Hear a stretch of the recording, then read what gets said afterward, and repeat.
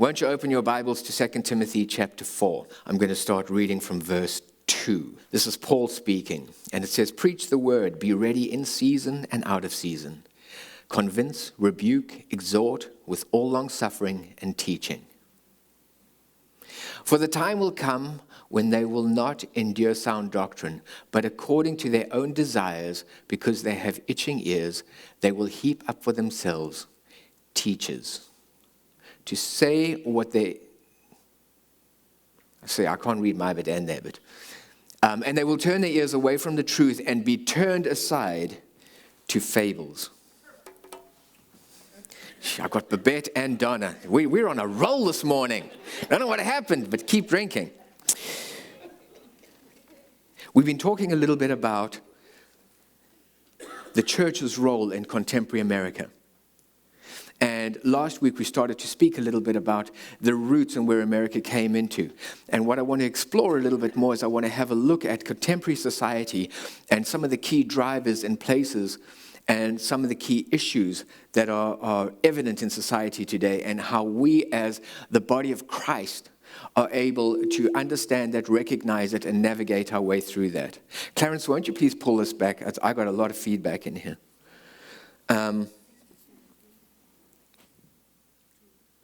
People with their own desires. What it's talking about is this. There's a strangeness about who we are as people. And the thing is, we're always looking to gain an understanding of who I am as a person. And when you're navigating and you're moving your way through life, what ends up happening is you're going to run into people who make inputs into your life. You're going to have experiences and encounters that are going to make inputs into your life. Everywhere you're going, there are deposits being put into your life.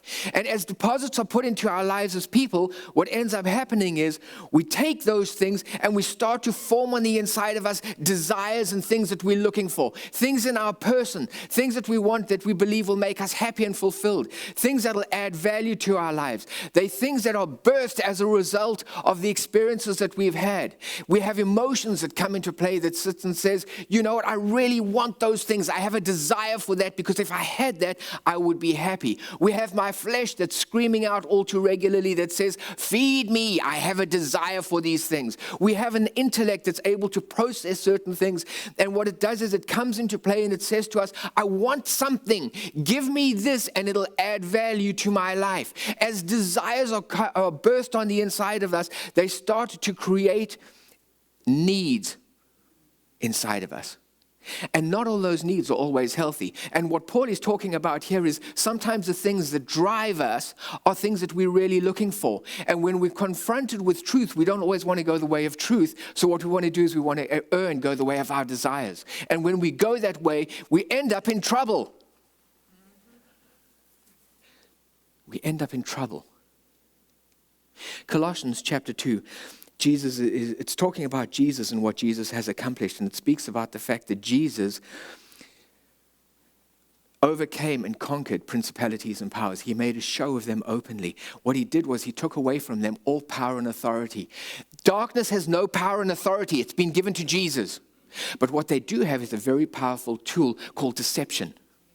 Deception. The thing about deception is, deception looks really good. It's kind of the bait on the hook. It looks really nice. It looks very appealing. It looks very appetizing. And when you go to that and you grab a hold of it, suddenly you realize that there's something more on the inside of it, but it's too late because you're hooked. The problem with deception is you don't always realize that you're in the middle of it. And that's why in Matthew chapter 10, verse 16, it says, Jesus is talking and he says, I'm sending you as sheep among wolves. Therefore you need to be wise as a serpent, gentle as a dove. You need to be wise as a serpent. There is something about the body of Christ. In this day, particularly that we're living in, we need to recognize the fact that there is a spiritual warfare that is taking place. And unless that we're able to view life, experiences, and situations that pop up, concepts that are presenting themselves through spiritual eyes, you'll miss it and you'll be deceived. Because it looks really good. It sounds really good. It's very appealing, and it sounds as though you as a loved citizen, you want to grab a hold of that stuff. The problem with it is it's not always good. So we need to live and we need to view life from a spiritual perspective. I want to speak to you this morning on something that I've titled, The Power of an Idea. The power of an idea. Ideas are wonderful things. Ideas are something that we should take and we should incorporate into our lives in any way we can. Because the thing about ideas is, ideas bring into our lives the opportunity to experience something new, a place that I haven't been before, an idea or a concept that I've never recognized before. Ideas are important because what ideas do is they take an aspect of life, an aspect of living, and they sit and say, would you like to participate in this? It's an invitation and an introduction to expansion in myself and who I am and what I'm all about. It's something that says, would you like to step from where you are into a more expansive way of living? It's important for us because when ideas come into our lives and they have an influence and an effect on our lives, it introduces us to things like creativity. I didn't know that before I was introduced to a new idea. There's innovation, there's entrepreneurship, there's movement, there's expansion. There's things that happen when we take ideas and we live by ideas. It's important for us to live by ideas because a society is made up of individuals. And when individuals are growing and individuals are expanding, the result of that and the success of that flows out and influences society. Ideas will change your life, and ideas will change the world. Ideas start with you, because when they start with individuals, they have the opportunity to flow from the individual to affect society. We love the fact that new ideas have created the world in which we find ourselves, and there are tremendous benefits that go with that. You don't realize them every single day because we just take them for granted. We flick on the switch and the lights come on. We have indoor plumbing. What a great perk. No outhouse in the freezing weather. You jump on an airplane and you can fly transatlantic flight. Forget about going to the moon. We're looking at going to Mars. It's about ideas. We take for granted our ability to stay in contact with people because we have things called cell phones. We have access to news and information. We have access to updates on everything that we're looking for because ideas came into play and ideas touched and affected people's lives and spurred creativity and ingenuity and innovation and birthed something that was effective in translating the world in which we find ourselves into something new. Ideas are good. Ideas are wonderful. God created us for ideas because the way that God operates with us is through ideas. God takes God ideas, and the whole idea is to take God ideas and introduce them to you so that they can have an effect and transform your life. Faith comes by hearing, and by hearing God ideas. When you hear God ideas, what it's saying to you is, this God idea wants to introduce you to a newness and a more expansive way of living. It's introducing you to a reality that you're able to live from that you weren't able to live from prior to this.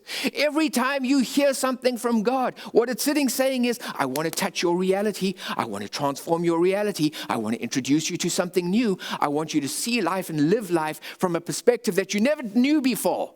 God ideas affect us. God ideas introduce us to a new foundation of reality.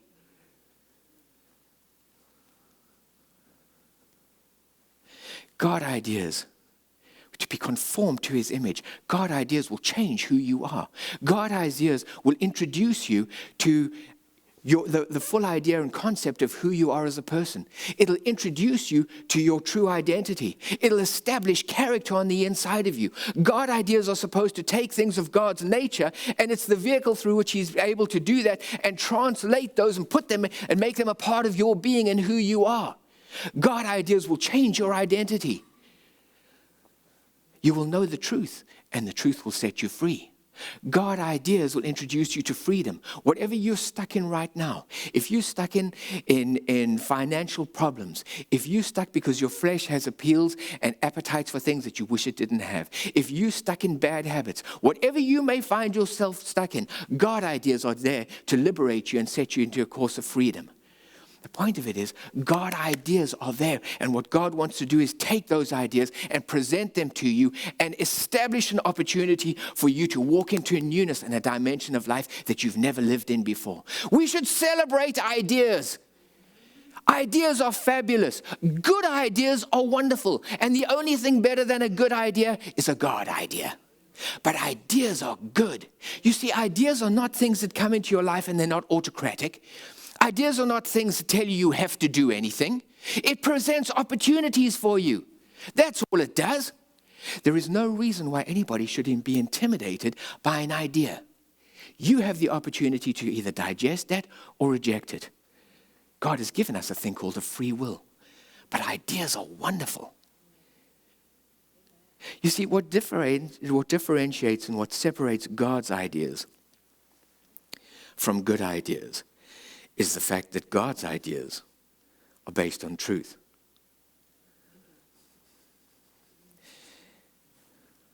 In John chapter 3, Jesus says, I am the way, the truth, and the life. God ideas are truth. It's different because when we grow up in our world, we're exposed to so many different inputs. And the challenge with it is everything that's flowing into us comes into us from the world in which we find ourselves. Everything that comes into us is building us on the inside and establishing within us desires or appetites for certain things. It doesn't necessarily mean that the desire or the appetite that you have is necessarily correct or right. What it means is, I just have it.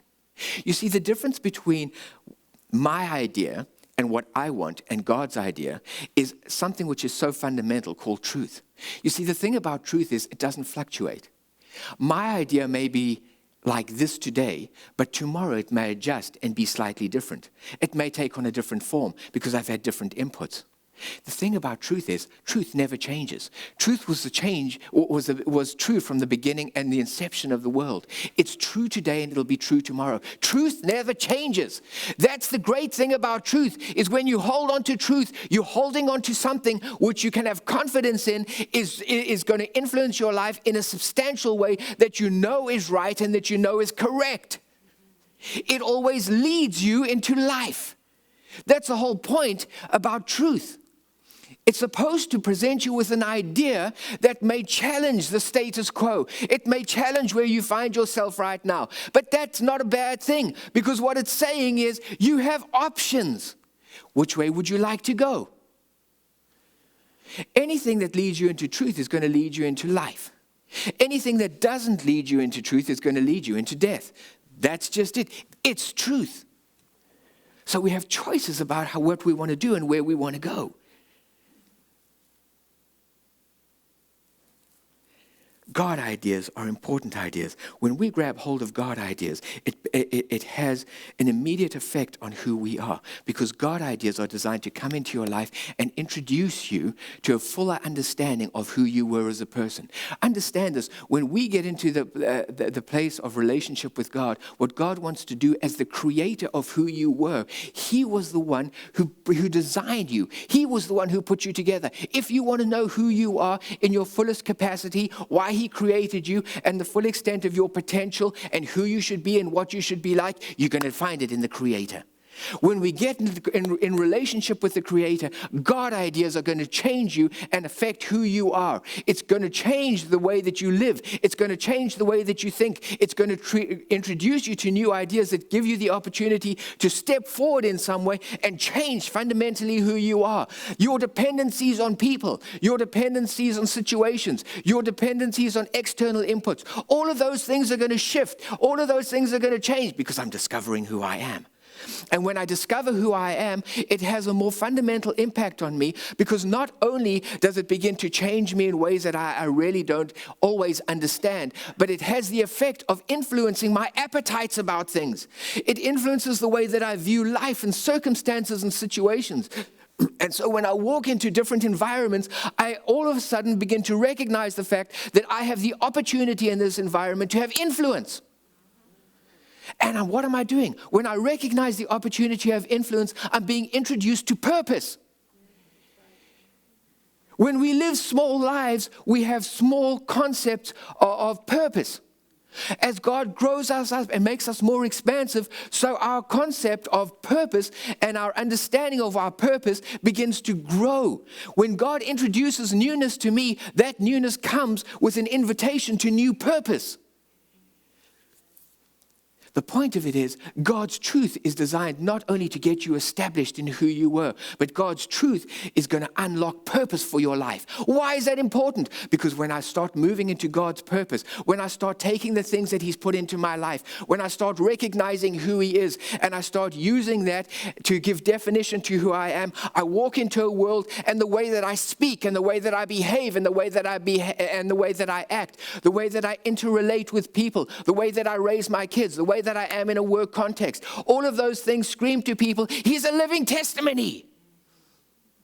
We're called to be living testimonies. If you think you're going to change people's lives by handing out tracts on the street corner, good luck. It doesn't work in this day and age. Why? Because people know about Jesus. It's not that people have a problem in awareness.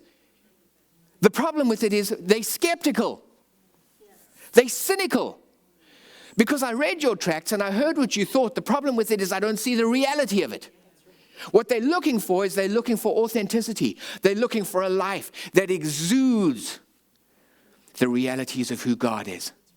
They're looking for something that says, tell me a little bit more about that. It's our role as we begin to live out of the reality of who we are. What we begin to do is we move to a place where we take the glory of God and we allow the way that He's touched us in different areas to express itself. That's how His glory fills the earth, through people. It's not some weird cloud that just appears with glory written on it. Glory is taking parts of His nature, His ideas that have definition, and start to inform me. And when I live from that place, what ends up happening is the fullness of that and the full expression of that begins to manifest itself in my world, and people look at it and they sit and say, I see something about you. They're commenting, they're referring to the God ideas that have been formed on the inside of you, that have defined your purpose and unlocked your ability to step into different aspects of life.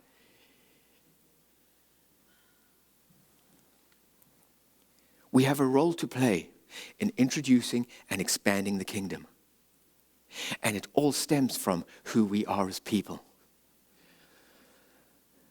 When we understand what God has called us to be, and we're established in that, when we've unlocked purpose and we live from that place, what ends up happening is we introduce kingdom everywhere we go. And every time you introduce kingdom, you're taking an aspect of Him and you're releasing it into an environment which creates expansion of what the kingdom is. It's expansion of God's idea into an environment that was dark once before. It's important because in this day and age we live in a world that is very dark. And what we need is we need people who've been transformed and been changed. We need people to be able to step into the business world and live from God ideas. Because when we live from God ideas in the natural world and in the business world, it translates into something. It's about innovation. It's about entrepreneurship. People who are Christians in the business world create opportunities for employment for people. Why? You know what? I never had money, and I was broke, and I couldn't find a job, and I had a family to support. But thanks to somebody who was established in innovation and created a job for me, I could walk into that. Why was I able to have my life touched and affected? Because of who you were. Because you were a godly person who grabbed hold of God ideas and did something with it. The reason that we affect society is because there is such a thing as being affected in who I am. So I move into a realm where my parenting becomes affected. And so I'm growing up and I'm raising young children that are full of truth. And when I release them into the world, there's an exponential growth. I'm taking and putting kingdom on the inside of them so that they can release it into their world. We're called to have influence in the world. There is a moral decay in the world. Who's going to maintain that? It's the church. It's the kingdom that's called to sit and say, hold on a second, we've got to set some boundaries here. What are we doing? We're having influence in the world where we're saying, so far and no more. The whole purpose of ideas is to take us to a place where we introduce to the world newness, innovation, evolution, and ultimately blessing and prosperity. When we do that, that's when the world turns around and says, I've taken notice of you. But there's a move afoot. something called political correctness. And the whole concept of political correctness is that we don't like the idea of ideas. I'm threatened by ideas. Don't come and talk to me about ideas. Really, what political correctness does is it's an attack on conservatism. And when they say conservatism, they're not talking about just being someone who doesn't embrace liberal ideas. It's their politically correct way of saying Christianity. You can say what you like, just as long as it's not scripturally based. We don't mind if you sit and have an idea about different kinds of religions, but we don't want to hear about Christianity. It's amazing how many different voices can pop up within a politically correct environment. And people don't wobble too much. But the moment somebody stands up and stands for truth, all of a sudden the fingers come out and they start pointing. The problem with it is this. It's based on the whole premise that if you stand for something different to what I am, if you have ideas that are different to something that defines who I am, it's offensive to me. And so what I really want to do is I want to move to a place where I want to eliminate that offensiveness so that we can live in an environment that is all-embracing. It sounds really good. It sounds very attractive in many ways. The question is it spiritually correct? You see, the thing about it is, in Matthew chapter 5, let me read it for you because I'm going to read it from the Message. In Matthew chapter 5, verses 14 to 16, it says, here's another way to put it. You are here to be light, bringing out the God colors in the world. God is not a secret to be kept. We're going public with this, as public as a city on a hill. If I make you light bearers, you don't think I'm going to hide you under a bucket, do you? I'm putting you on a light stand. Now that I've put you there on a hilltop, on a light stand, shine. Keep open house. Be generous with your lives. By opening up to others, you'll prompt people to open up with God, this generous Father in heaven. The point is this: God has done something on the inside of you, and when you take what's on the inside of you and you introduce the idea into an environment, what you're doing is you're putting light and salt into an environment. And the thing about light and salt is that it's always going to interrogate the status quo. When you put light into a dark environment, all of a sudden you start to see the rats and the mice and the cockroaches and all the dirtiness all over the place. And people don't always like that. So what ends up happening is they become averse to it because your ideas are offensive to me. The thing about it is, although Christians never go about with the intention of hurting anybody, and we never intentionally go about wanting to be offensive to people, the truth of it is, if you adopt a contemporary disposition to political correctness, it doesn't matter what I say, it's going to be offensive to you unless I embrace who you are. You see, the thing about Jesus is, just sit down for a minute because I'll prove it to you. The thing about Jesus was he was quite happy being offensive. Jesus believed in offense. You know why? Because he was more committed to truth than leaving you stuck in the lie that you find yourself in. And the thing about it is, when Jesus went about there, he introduced truth into environments that unsettled people and shocked them and left them unhappy. There was the Jewish religious environment in which he found himself, prided themselves on the fact that they were people who honored all the rules, all the laws, all the legislation, everything that was in place, because they were working so hard to please God so that they could earn their salvation. And Jesus walked in and he offended everybody because he said, you know, salvation is just by grace through faith. And they were offended. They were shattered. Everything I've committed my life to, every way that I choose to live, all of a sudden you come in and you tell me that none of that matters anymore. You're telling me all of that is inconsequential, that salvation is simply by grace? It was offensive. It was an idea based in truth that he was presenting to them. They had the option. Do you want to buy it or not? Do you want to step into truth or do you want to stay where you are?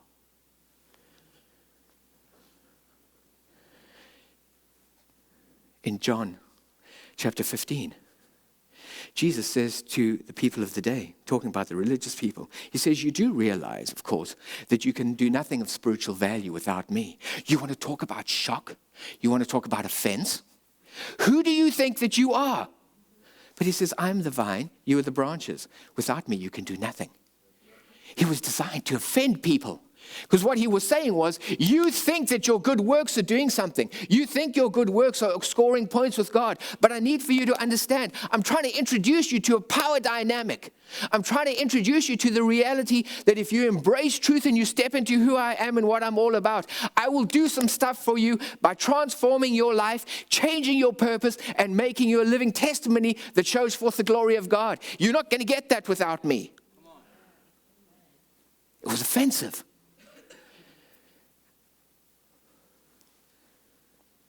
In Matthew chapter 16, he says, if you want to follow me, you have to die. If you want to follow me, you have to die. What is he saying? Christianity is the only religion where the leader invites followers to follow him to their death. Why does he do that? Because he says, I want to give you life of a superior nature. And anything that you hold on to that's defining your thinking from where you've been, anything that you feel you really need that's informed because of your flesh or your thinking, anything, any idea that's having a reality and defining that reality in your life, I need for you to dive to it. Because when you die to that and you step into truth, it'll change your life. It's offensive to people.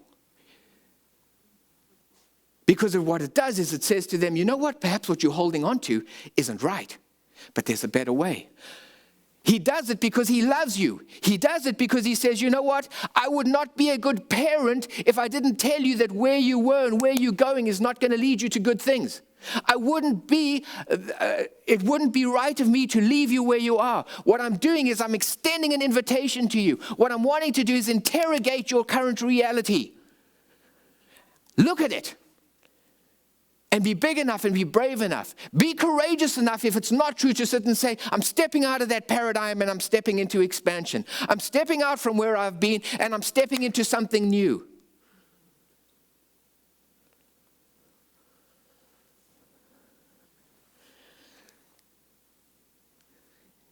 Jesus says, I am the way, the truth, and the life. It's not politically correct, but it's true. People want to argue that, but it's true. You see, Jesus is the only one who can change people's hearts. The boys were arguing in the back of the car a few days ago, and they were talking about some, basketball game, football game, whatever. And they were talking about whether the game had happened and who had won and what the final score was. And both of them were resolute about the fact that this is what the score was and this was what the outcome was. And the other one said, no, that's not true. This is what it was. And both of them were going at it. And I stopped it and I said, you do realize you can't both be right. You think you're right. You committed to what you're thinking. The problem is somebody's going to be wrong. Because there was only one outcome and there was only one score at the end. So let's go and have a look and see what it is. This is the point. People like to think that there is no such a thing as an absolute. People like to think in the game of life we can just come up with whatever we believe is truthful. And as long as it's truthful to me, it'll lead me into the happiness and the fulfillment that I'm looking for. And Jesus says, you're wrong. He said, I am the truth. And I can lay claim to that. And what he's saying is, when you embrace me, you embrace something new. You see, when Jesus walked around and he walked into everyday people's lives, he had an effect on them because he interrogated their reality. When he walked into the tax collector's life, all of a sudden, there was a conviction that came. And he said, I can't live this way anymore. Not only can I not live this way, but I want to make restitution for all the things that I've done. So let me take my money. I'm going to go and repay everybody that I've stolen from. Where did that come from? It came from truth interrogating a current reality. When Jesus met with prostitutes, and religious people don't do stuff like that. What did he do? He introduced her to the fact that she was worthwhile, that she was valued, and that she was loved. And when he did that, it changed her life, and it changed her future, and it changed the direction of her life. Why? Because all of a sudden I was introduced to truth, and it brought about transformation in my life. I was introduced to a God idea. But not everybody wants a God idea. The rich young ruler came to Jesus, and he said, tell me, tell me, tell me. And Jesus told him. But he didn't like truth. And it says he left there sad. What's the point? The point is, God ideas are designed to change your life. God ideas will move you into truth, which will do some stuff on the inside of you and introduce you and unlock your purpose like you've never known before. But you're only going to discover it in truth. The thing is, you have a choice as to whether you want to embrace that or not. The problem with political correctness is it wants to do away with choice.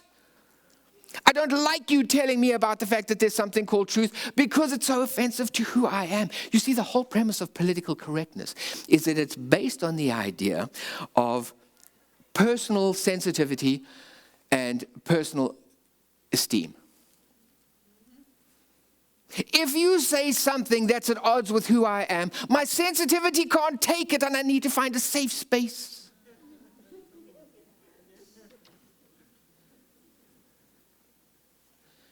I need to go somewhere where people think like me and feel like me. I need to go to that place where people are going to just indulge who I am. I don't want anything that's going to create options in my life. I don't want anything that's going to interrogate my reality. Leave me alone. My self-esteem is compromised because you think differently to me. You see, the challenge is, anytime you look internally to try and find truth, you're going to find deception. Anytime you look internally, anytime you look to your history, to your flesh, to your thinking, to your emotions to try and find definition for who you are, and you exclude other options from your life, it'll leave you in the same place that you are, and you'll stay stuck in the pit. That's the inherent danger with political correctness.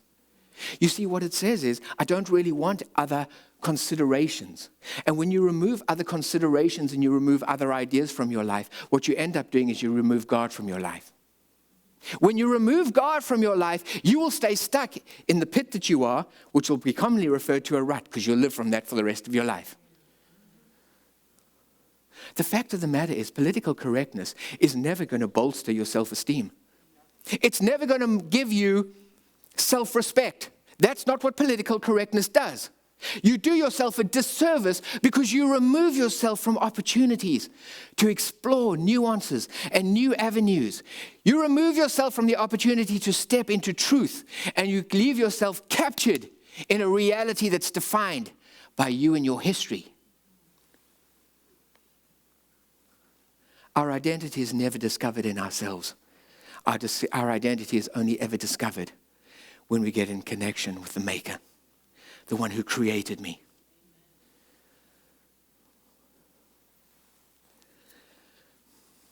Political correctness doesn't only work off offense, but it has an ugly twin called inclusivity. You see, the problem with inclusivity is this. What inclusivity does is it says, I'm not really interested in you being the full expression of who God created you to be, because that's going to intimidate me. That's going to challenge who I am in different areas. So what I would prefer to do is create a society that's homogeneous. What I want to do is create a society where everybody is gray, everybody's equal, everybody's the same. Because in that environment, nobody's ever going to be intimidated. Everybody's going to feel part of the group. Everybody's going to be included. The problem with it is this: God created you with purpose, and you should excel in your purpose. The whole point of it is, when you get onto a team, we don't all get to play, because you know what? Everybody gets equal time because we were trying to be inclusive. What you say to people is, go in there, you give it 120%. I will work with you. I'll give you the tools. I'll give you the skills. I'll give you the training. Let's see how we can take you and make something of you. And then you take those people who sit and say, I'm prepared to work at it, and you sit and say, I'm going to give you more time than them, because you're a lazy louse. You don't arrive at practice. You don't do anything. No, it's a reality. Think about this. You don't do any of that stuff, but you rock up at the game and you want equal play time. But that's okay, because you know what? It's all about being inclusive. What are you teaching that kid? What are you teaching kids who give 150% and are there all the time and work really hard, and then you tell them, you know what, I'm glad that you've gone above and beyond, but you know what, we just want to be inclusive here. So we're going to take away opportunity from you so that everybody can participate. We don't want you to excel at school. We don't want you to excel in academics. And if you do, let's keep it quiet. Because you know why? The fact that you're excelling in something means that we have to recognize it. And when we recognize it, it may intimidate somebody else, and which is not inclusive. Because everybody's a winner. So what do? We start to take those things away from people. Because we're pursuing inclusivity at the expense of me being everything that God's called me to be. I don't mind if you have an opinion. I don't mind if you think about things. I don't mind if you have a different point of view about things, but just don't express it because it may unsettle some feathers. And it's all about inclusivity. I want to read you something.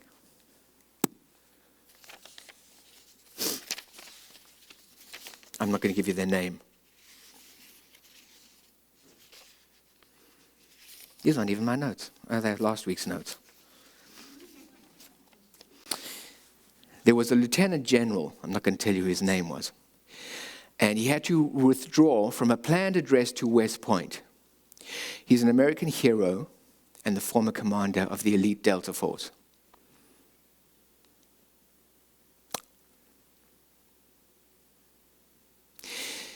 He played a leading role in various covert operations and served during conflicts in Vietnam, Somalia, Iraq, and Afghanistan. He was severely wounded in action. However, when some politically correct people discovered he was speaking, they began a media campaign to stop him, pointing to his criticism of radical Islam, whose militant adherents had killed thousands of innocent civilians, many of whom were on American soil.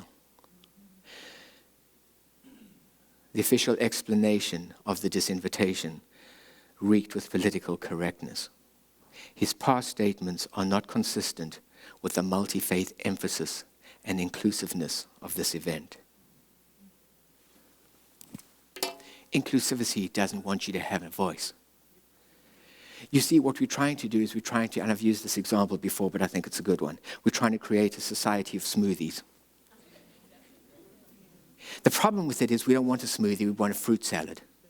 You see, the nice thing about a fruit salad is that everybody is unique and everybody is different. And the thing about a fruit salad is it's wonderful because it's got different colors and it's got different textures and it's got different fruits and it's got different flavors. And when you put all of that together, every bite and every mouthful that you have is fresh and unique and different and interesting.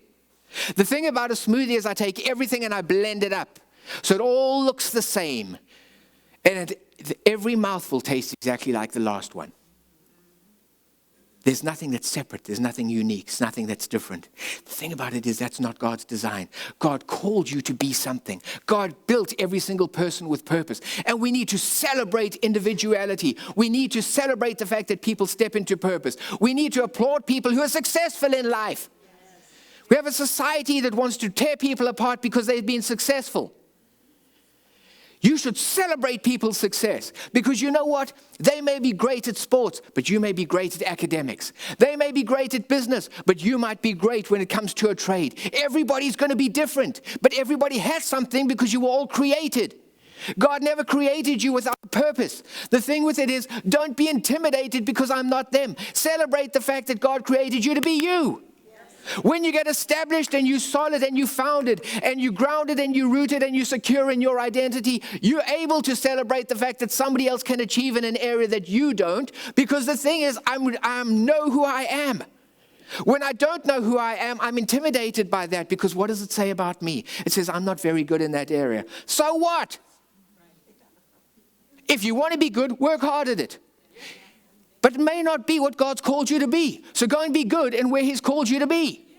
But what we don't want is everybody sitting saying, please don't achieve in anything. Please don't say anything. Because you know what? We want everybody to be the same.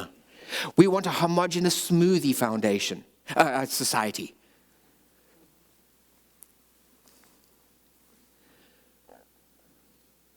There's a spiritual warfare that's at play right at the moment. And the spiritual warfare is under the guise of political correctness. And the strategy that it's adopted is offense and inclusion. And what it's trying to do is have an influence in society to marginalize and reduce the influence of God ideas. It's inherently dangerous because the thing about political correctness is that it's almost become a religion. And it's the most dangerous of things because it has a morality without a deity.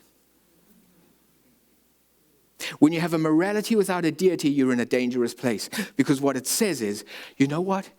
People, society, government are going to determine what it looks like as opposed to God. And when you get into that realm, it makes society very muddied. Ideas are wonderful things. Ideas are here to be celebrated. Ideas are here to expand and enlarge our lives. And as we walk into the fullness of who God has created us to be, and we recognize what our purpose is in life, as we begin to live from that space, we have an immediate and we have an important contribution to society. Society is made up of people, and successful societies are made up of people who recognize their purpose and they step into it because it brings about transformation and change and goodness and blessing and prosperity.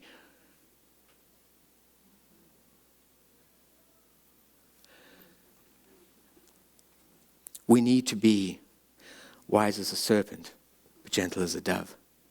The point of it is getting to that place where we recognize all the time what's trying to curtail and inhibit kingdom expression in the world in which we find ourselves.